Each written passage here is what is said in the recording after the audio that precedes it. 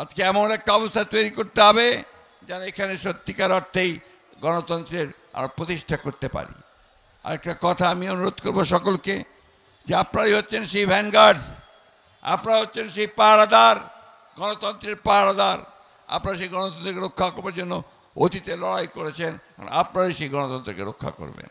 এবং সেই জন্যে এই গণতন্ত্রকে যদি কেউ ধ্বংস করতে চায়, আবার বিপথে নিতে চায়, লুট করে নিতে চায়, সেখানে আপনারা অবশ্যই রুখে দাঁড়াবেন।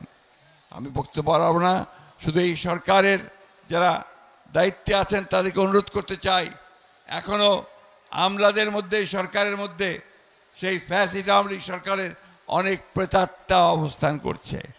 তারা সমস্ত যে প্রচেষ্টা আমাদের গণতন্ত্রে ফিরে যাওয়ার, সেই বাংলাদেশকে ফ্যাসিস্ট মুক্ত করবার, সেটাকে নস্যাৎ করবার জন্য তারা এখনও বসে আছে, চক্রান্ত করছে।